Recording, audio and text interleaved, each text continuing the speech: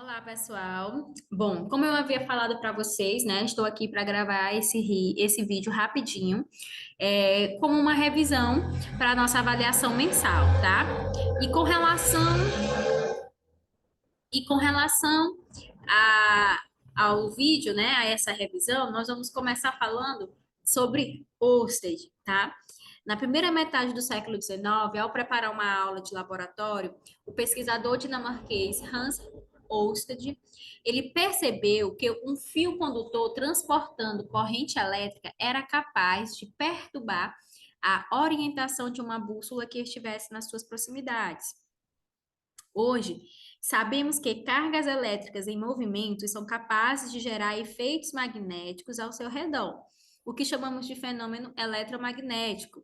Isso significa que uma corrente elétrica provoca, no espaço ao seu redor, a orientação de pedaços de ferro, como se eles estivessem sob a atuação de um ímã, tá? Então, aqui ele descobriu o que nós chamamos de campo magnético, tá? Quando a gente tem um fio condutor, né, uma carga, uma corrente elétrica ali fazendo a transportação, né, transportando elétrons, ao redor daquela região, a gente tem o que nós chamamos de campo magnético. E esse campo magnético, ele tem um certo poder de atração, né, de pedaços de ferro. Por isso que a bússola, ela se movimentava, tá?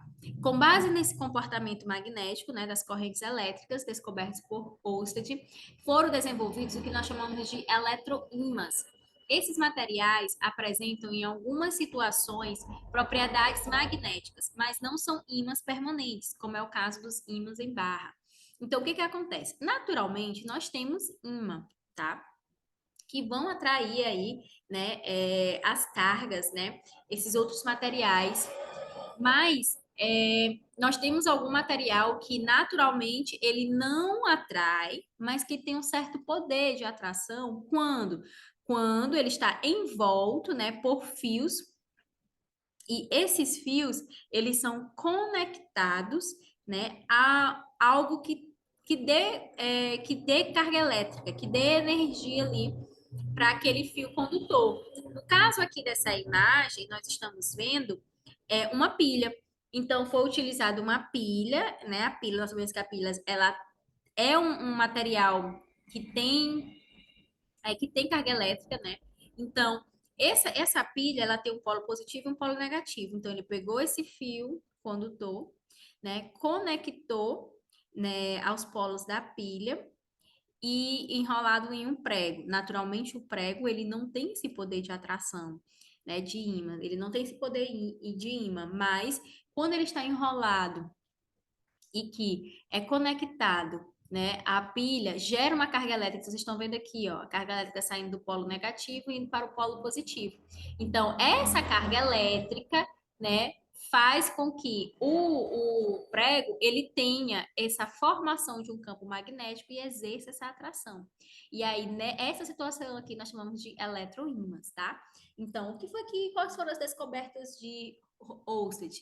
Que existem essas cargas elétricas, né? Que existe a eletricidade e que quando a gente tem essa eletricidade acontecendo em um determinado local, ao redor, né, em uma região determinada ao redor, a gente vai ter o quê? A formação de um campo magnético.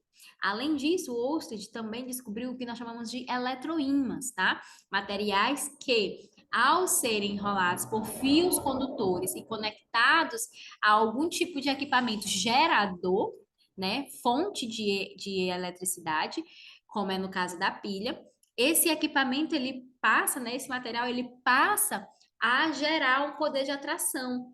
E aí nós chamamos de eletroímãs, certo? Bom, continuando, vou falar para vocês agora sobre o aterramento, tá? O aterramento, ele é um sistema que consiste no direcionamento de possíveis correntes de fuga para a Terra. Tal direcionamento é feito através da conexão das instalações elétricas a um componente condutor. Este, por sua vez, é responsável por dispersar a corrente para a Terra. Para que serve um aterramento, tá? Tenho certeza que vocês já se depararam com isso, mas não chegaram ter o conhecimento do que seria esse aterramento. Então, por exemplo, quando a gente tem cercas elétricas, né? Cercas elétricas, regiões de alta tensão, ou seja, alta voltagem correndo ali, né? De corrente elétrica passando ali pelaquela região. A gente tem que ter um certo cuidado para não levar choque. Por quê?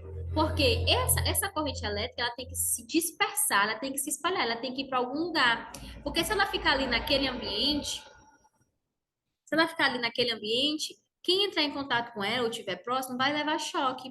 E para evitar isso, a gente tem o que nós chamamos de aterramento, que é a construção de um fio-terra. Por que o nome é fio-terra? Vocês vão ver na próxima imagem, né? Que é literalmente um fio conectado ao solo, conectado à terra. Tá? Para quê? Para que todas essas descargas elétricas, essa eletricidade que roda aí nas casas, nos locais, eles vão parar lá na Terra. Por quê? Porque lá a concentração de eletricidade é zero, tá? Então ela anula, fazendo com que não se tenha um choque, tá certo? Então, o aterramento ele vai servir para a proteção pessoal, né? Um sistema que não possui um aterramento adequado está sujeito a provocar acidentes a profissionais que estão fazendo reparos em regiões próximas ou a pessoas desavisadas perto do local. Ele serve para o desligamento automático. O aterramento facilita o desligamento automático de equipamentos de proteção como disjuntores, de forma mais rápida, tá? Então, por exemplo, ferro elétrico, ar-condicionado, eles têm disjuntores. Por exemplo, o ar-condicionado, não sei se os de hoje faz isso, né? Mas não sei se vocês têm conhecimento, mas tem um ar-condicionado que você programa lá o horário para ele desligar automaticamente, né? E, na verdade, tanto o ar-condicionado quanto o ferro, quando o equilíbrio térmico, ou seja, o equilíbrio de temperatura, se atinge, o disjuntor, ele faz aquela zoadinha. O ferro sempre faz uma zoadinha, não sei se vocês já usaram ferro, mas ele sempre faz uma zoadinha, né? Ali é o termostato, né? O disjuntor de temperatura. O ar-condicionado também. Vocês observam que o ar-condicionado tem hora que ele para de funcionar. Até na própria sala de aula. Tem hora que ele para de funcionar. Depois ele volta a funcionar, tá? Isso é o desligamento automático, tá? Facilita, o aterramento, ele facilita até esse procedimento também. Então, aqui, ó, o aterramento serve para o controle de tensões, né? Nós vimos que tensões é o quê? São as voltagens, a carga elétrica de fato. Então, esse aterramento, ele é feito aqui, ó. Toda essa parte aqui é terra, tá? Esse fio terra é colocado aqui, tá? E a descarga elétrica, ela vem para cá. Como é zero, né? Nula, então não vai correr choque, por exemplo. Aqui é a real, né? De um fio terra, né, de sendo colocado. Aqui geralmente é o que tem nas casas. E aqui é a placa, tá? Então, se vocês verem uma placa como essa, vocês têm que ter o maior cuidado, porque ali está indicando o quê? Está indicando que ali tem aterramento no solo, né? E aí é muito perigoso para se estar ali, né? Ter chuva e tal, e sofrer um acidente. Então, por fim, caso haja ocorrência de curto-circuito, fase terra, retornando da terra para a fonte mais próxima, o aterramento possibilita o controle das tensões desenvolvidas no solo.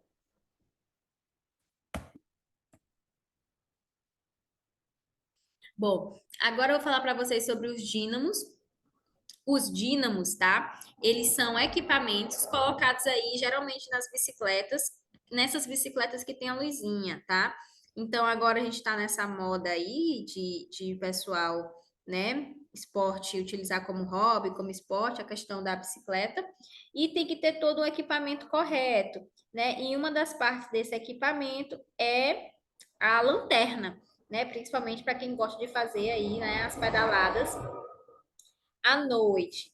Então, como é que funciona então essa para ter essa lanterninha, né, acesa aí na bicicleta? É utilizado um equipamento chamado de dínamo. O dínamo é esse equipamento aqui, ó, como vocês estão vendo na setinha, aqui preso ao pneu da bicicleta, tá? Vocês podem ver que está conectado aqui a lanterna, né? Vem aqui conectado, tá? E ele fica conectado também aqui à bicicleta, certo? Então, o que que acontece? A pessoa ao andar, né? Ao pedalar, essa bicicleta ela vai gerar um movimento aqui nessa região onde tem um dínamo. E nesse dínamo a gente vai ter um eletroímã, tá? Esse eletroímã, ao, né, a pessoa girar, andar aqui na bicicleta, esse eletroímã ele é ativado. E aí, ó, ele é composto por polo norte e polo sul. E aí esses polos, eles começam a próximo ao redor deles, né, começam a transitar o quê? Os elétrons, gerando eletricidade, tá? E aí essa eletricidade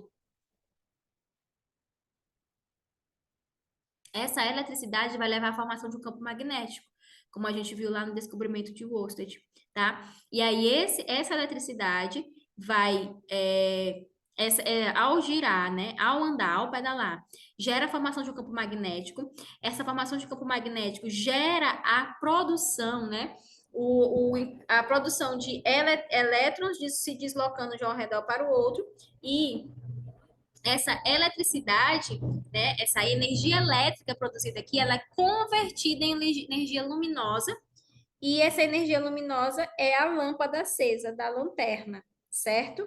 É assim que funciona um dínamo. Falando em energia, né? Nós temos aqui vários tipos de energia, só relembrando para vocês sobre a energia elétrica, a energia mecânica, né? A energia térmica, a energia luminosa, a energia sonora, a energia química. A energia elétrica está associada à corrente elétrica, como nós acabamos de ver aqui. Formou corrente elétrica, formou eletricidade, né? Essa energia elétrica, nós vimos que ela pode ser o quê? Convertida em qualquer tipo de energia. Porque nós falamos muito em sala que a energia, ela nunca é perdida, ela é sempre transformada em outro tipo de energia. Certo? Então, no caso aqui dessa bicicleta, a energia elétrica, né, criada a partir do movimento da bicicleta foi convertida em energia luminosa, mas ela pode ser convertida em outros tipos de energia. Energia mecânica, que está associada ao movimento, energia térmica, que está associada à temperatura e calor, energia luminosa se associa à produção de luz, como nós vimos na bicicleta, energia sonora está associada às ondas sonoras, né, o som, energia química está associada às reações químicas do alimento, tá bom? E aí aqui a gente tem como resultado final a energia elétrica. Mas para chegar na energia elétrica, a gente teve uma fonte inicial de energia, tá? Lembrando, uma energia nunca é perdida, sempre é transformada em outra. Então, para eu ter uma energia elétrica, aquela energia que chega na nossa casa, ela pode vir de vários locais, certo? E aí, esses vários locais é o que nós chamamos de energia o quê? Energia inicial, certo? Então, em uma hidrelétrica, a energia inicial de uma hidrelétrica é a energia o quê? Mecânica. A gente vai ter que a energia mecânica, lá quando a gente começou a falar sobre os tipos de energia, nós falamos que nós temos energia cinética, energia potencial gravitacional, né? E aí, a energia cinética é aquela energia que está associada ao movimento, a qualquer tipo de movimento. E a energia potencial é aquela que está relacionada a uma certa altura, uma certa distância, ok? Na hidrelétrica, nós temos o movimento das águas, né, da água do rio, a força do movimento da água do rio, mais a queda da água, tá? Então, quando a gente fala do movimento da água, a gente está falando de energia cinética. E quando a gente fala da queda da água, a gente está falando de quê? Da energia potencial gravitacional. E nós sabemos que juntando essas duas energias, nós temos um único tipo de energia, que é a energia mecânica. Então, a energia inicial aqui nas hidrelétricas, estamos nos referindo à energia o quê? Mecânica. A energia termoelétrica é a energia inicial, é a energia o quê? Energia térmica, tá? Energia térmica. Lembra lá que é um recipiente que é colocado em temperaturas elevadas e que a formação desses gases é quem vai levar à formação de energia elétrica, tá? E é importante ressaltar aqui para vocês que quando as hidrelétricas estão com os volumes baixos, né, o nível do rio está baixo, a gente começa a utilizar a energia elétrica a partir das usinas termoelétricas, tá? É por isso que a conta de energia ela aumenta, tá? Lá onde tem a questão das bandeiras. A termonuclear, ela vem da energia química, que é a energia nuclear, na verdade, né? Aquela energia presente lá nos átomos, tá? Dos dos componentes que formam a tabela periódica. A energia eólica é a energia da força dos ventos, então também é energia cinética, energia mecânica. E a fotovoltaica é a energia solar que vai dar origem à energia elétrica, tá bom? Estudamos sobre a classificação dos equipamentos elétricos, tá? Vimos que os equipamentos elétricos, eles são classificados, eles podem ser classificados em resistivos, em motores, em comunicadores e informativos e em fontes ou geradores, tá? Cada um com suas características, tá? Todos levam a um processo de aquecimento. Eu falei isso para vocês em sala, né? Que todos eles levam a um processo de aquecimento, né? Então, mas a gente tem como principal tipo de equipamento que realmente ele leva um maior aquecimento os resistivos, tá? E não quer dizer que os outros não tenham também, né, uma geração de calor, de energia ali térmica, mas os resistivos eles são maiores, tá? E aí estudem, reforcem aí sobre essas questões das características de cada um dessas classificações dos equipamentos, tá? E aí nós viemos para a parte final, né, que é a parte que vocês estão tendo aí mais dificuldade, que é com relação à forma, com relação aos cálculos, tá? Então vamos lá. Para calcular a potência, nós sabemos que a potência ela é dada em watts, tá? Né? Então a gente tem esse símbolozinho aqui. A tensão elétrica é calculada em volts, que tem esse símbolo aqui, o U. A corrente elétrica ela é calculada em amperes, né? Caracterizado por esse símbolo aqui, o Izinho. Quantidade de energia é o E, né? Que é dada em joules. A variação do tempo para a fórmula da energia, né? O delta T, ele é dado em segundos. E aí nós temos o consumo de energia dos equipamentos, que é dado em quilowatts-hora mês, né? A potência para o cálculo do consumo, ela é dada em quilowatts, né? Só que nós vimos que nas questões eles sempre dão a informação da potência em watts, e a gente faz o quê? Divide por 1000, né? E o tempo de funcionamento para achar o consumo é em horas. Então vamos lá. A potência, naturalmente, ela é dada em watts, né? Quando é para usar aquela fórmula da potência, é igual a tensão vezes a corrente elétrica. Mas quando a potência é para achar o consumo de energia, ela é dada em quilowatts. E para isso a gente divide por 1000. O tempo para a fórmula da energia, da quantidade de energia, ele é em segundos. Mas para achar o consumo de energia, ele é dado em horas, certo? Então vamos lá. A potência. A potência é igual a tensão elétrica vezes a corrente elétrica, né? E aí, como exemplo, eu coloquei. Qual a potência elétrica desenvolvida por um motor quando a tensão elétrica nos seus terminais é de 110 volts e a corrente que o atravessa tem intensidade de 20 amperes? Então, pausem aí o vídeo, tentem fazer e depois voltem aqui para a resolução, certo?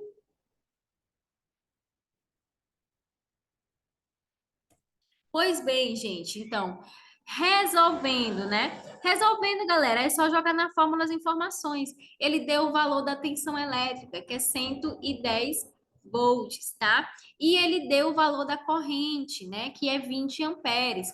Então, para calcular a potência, basta multiplicar a corrente pela tensão elétrica. Então, a potência é igual a 20 vezes 110, que é igual a 2.200 o quê? Watts, tá?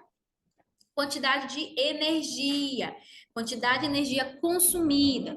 Para achar a quantidade de energia consumida, você vai calcular, você vai multiplicar a potência vezes o tempo, né? O intervalo de tempo de uso. Essa potência, ela é dada em watts e o intervalo de tempo é dado em segundos. E a energia, ela é dada em joules, tá? Lembrando que quando for fazer aqui o cálculo, né, da quantidade de energia, sempre observar em qual unidade está, né? E sempre lembrar daquela regrinha de 3, né? Que uma hora ela tem o quê? 60 minutos. Então, uma vez que vocês sabem que um minuto tem 60 segundos e que uma hora tem 60 minutos, vocês podem fazer qualquer conversão, tá? E o último cálculo, que é o consumo, tá? Em que o consumo ele vai ser a potência em watts vezes o tempo em horas, tá? E o consumo ele é dado em quilowatts-hora. Vimos que para usar a potência aqui em watts, como ela vem em quilowatts, né? Como ela vem em watts, a gente divide por 1.000. E o tempo em horas, isso também vai variar dependendo da questão, né? De quanto tempo ele utilizou. Então, no exemplo a seguir, uma lâmpada incandescente de 50 watts permanece ligada 6 horas por dia. Qual será o consumo de energia elétrica dessa lâmpada ao final de um mês? Então, vamos lá. Vamos utilizar o cálculo, né? Vamos utilizar a fórmula. Primeiro, ele quer o consumo elétrico, né? Se ele quer o consumo elétrico, então é a potência em quilowatts vezes o tempo em horas, certo? Então, a gente faz o seguinte: a potência é 5.200 watts, mas eu uso para a fórmula em quilowatts. O que é que eu faço? Divido por 1.000, fica 5,2 quilowatts. O tempo é em hora, ele me deu 10 minutos. E detalhe, ele falou ao final de um mês, tá? Então, 10 minutos corresponde a 1.060 horas, tá? Que é igual a 16 horas. Por quê? Porque você multiplicou por 30, tá certo? Por quê? Porque ele quer um mês. Aqui é só para vocês lembrarem, tá? Que uma hora corresponde a 60 minutos. 10 minutos vão corresponder a quantas horas, tá? Então, fazendo, né, os meios pelos extremos, vocês vão encontrar o quê? 16 horas. Só que essas 16 horas aqui, né, não corresponde aos 30 dias do mês. Então, o que que você faz? Você vai multiplicar 16, que é o que ele deu na questão, que corresponde a 10 minutos, vezes 30, que é a quantidade de dias do mês, que é igual a 480 horas. Então, você já tem a potência em quilowatts, né? E você já tem o tempo em horas, que corresponde aí a 480 horas. Então, como você já tem as unidades corretas, você pode aplicar a fórmula, né? Em que o consumo é igual à potência em quilowatts, que corresponde a 5,2 quilowatts, vezes o tempo em hora, que é igual a 480, né? O consumo vai ser 2.496 quilowatts-hora, certo? Recapitulando, potência sempre em quilowatts. Quando ele dá a potência watts, a gente multiplica por 1.000, né, para ficar em quilowatts, que deu 5,2. Tempo, sempre em horas. Ele deu 10 minutos. Quanto que corresponde 10 minutos, né? A hora. Então, uma hora é igual a 60 minutos, certo? Quantas horas correspondem a 10 minutos? Fazendo aí, tá? O cruz credo você vai encontrar igual a 16 horas.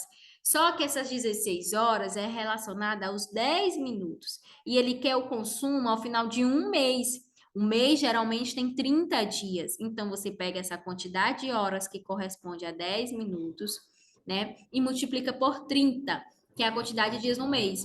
Que vai dar igual a 480 horas, certo? E aí faz a multiplicação, né, da fórmula potência vezes o ΔT, que você chega ao resultado final. Aqui, galera, eu deixei dois exemplos para vocês treinarem em casa, só que eu não coloquei o passo a passo, tá? Então, eu coloquei apenas o resultado. O primeiro resultado vai dar 36 kWh e o segundo resultado vai dar 75 kWh. Coloquei o resultado para quê? Para que vocês peguem a informação das questões, resolvam sozinhos e depois só confiram se a resposta de vocês tá igual a essa resposta aqui. Certinho? Espero que vocês tenham entendido, gente. Esse assunto ele tem que ser praticado, né? Então, pratiquem até hoje à noite, né? Até amanhã antes da prova. Pratiquem para que vocês não tenham dificuldade. Se atentem sempre para as unidades de medida, as unidades, né, de identificação de cada símbolo, porque é ela que vai dizer se precisa fazer a conversão ou não, tá bom? No mais é isso, espero que eu tenha contribuído e até a próxima.